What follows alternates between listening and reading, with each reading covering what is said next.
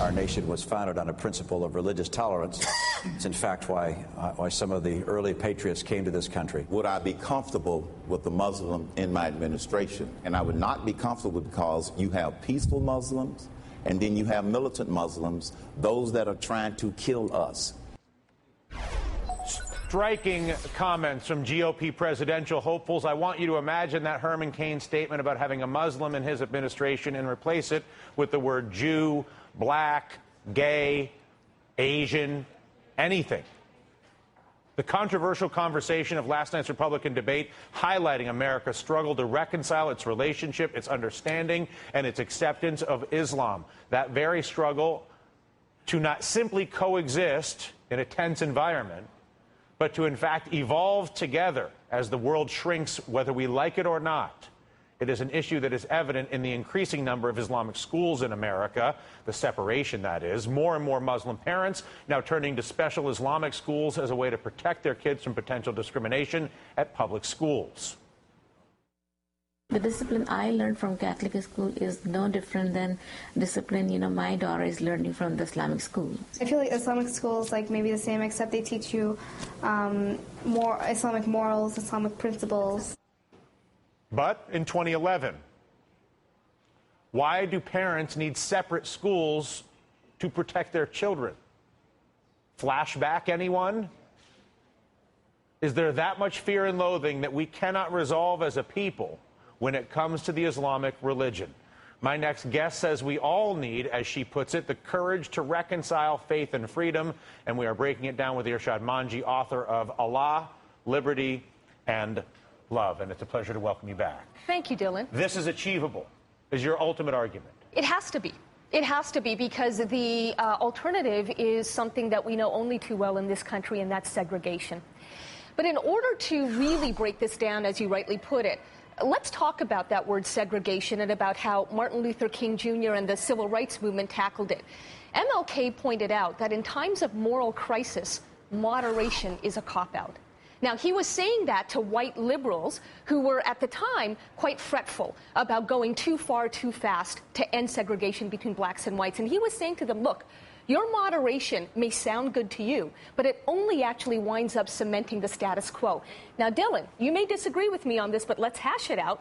I think the same principle needs to be applied to Muslims in the Muslim community. Those Islamic schools, make no mistake, will be segregating girls and boys, women and men.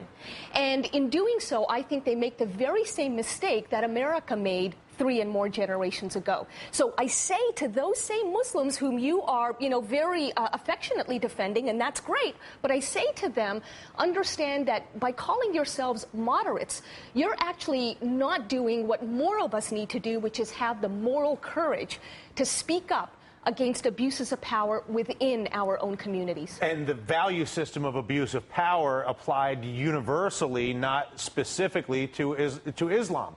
In other words, the value system that is used to defend a Muslim girl who is being abused is no different than the value system that's used to defend a white girl or a black girl or a Chinese girl or anything else. It's do you actually respect children?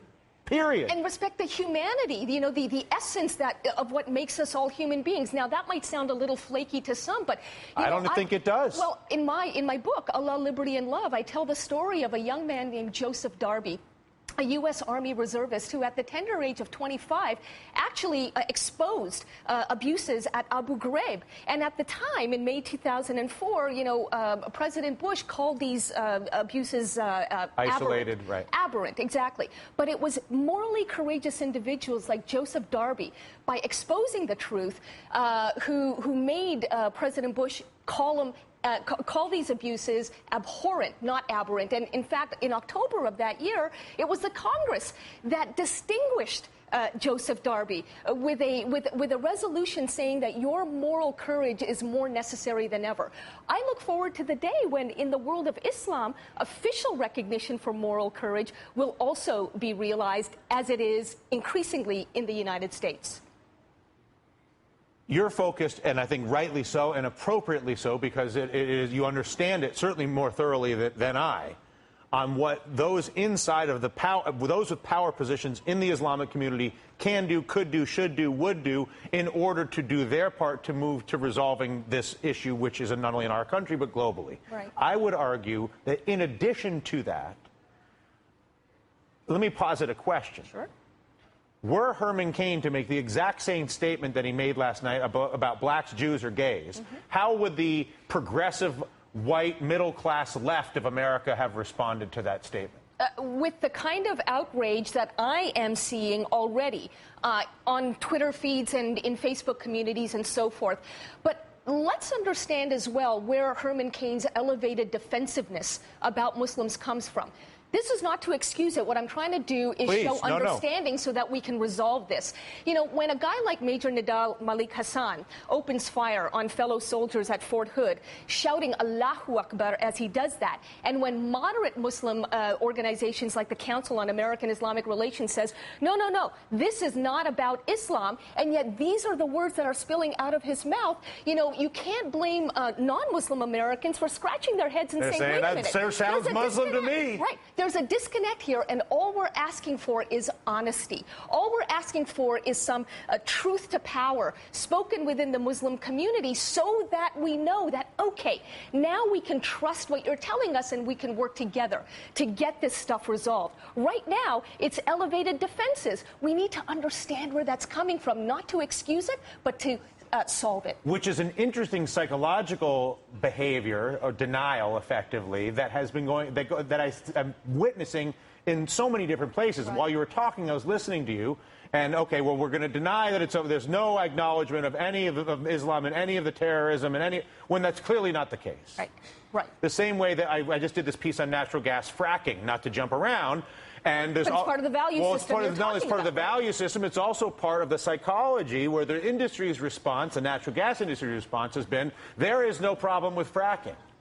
Right. There clearly are some problems with fracking. Right. I've met the people. I saw the water. I read the tests. It's been validated by a variety of agencies. They clearly had water. Now they clearly do not have water. There clearly was a disruption to the aquifer. How do we get to the point where we can say, okay, when this can happen. Right. There can be terrorists who adopt Muslim ideology to perpetrate terror. There can be fracking sites that are not properly run that screw up water supplies. But that doesn't mean all fracking or all Muslims. Right. And exactly right. And how then? You asked the very important question of how. This comes back to the issue of moral courage. And, you know, it was Senator Robert Kennedy who pointed out that the willingness to speak truth to power within your own community for the sake of a greater good invites a backlash that is more painful than anything that you'll get from outsiders because it's coming from your own. But this is why, you know, part of the book is entitled Reconciling Faith and Freedom. Because when you speak up about abuses of power within your professional community, religious community, cultural community, you name it, you're not attacking your people. You are saying, folks, I believe we're capable of better than we are giving ourselves credit for. So, in fact, I'm showing all of you and myself the respect to have higher expectations of ourselves and lower defenses about what others will think of us for reforming ourselves. That's the how. It's called moral courage. And we live in a time where each of us individually must summon our highest and best selves in order to engage the level of problem solving globally that we are particularly, upon. Dylan, when we live in relatively free and relatively open societies like the United States. This is the privilege of liberty. For God's sake, what are we doing with it? Yes, the book, Allah, Liberty, Love, The Courage to Reconcile Faith and Freedom. The author, you heard her, Irshad Manji. A true pleasure. Right back at you. All right.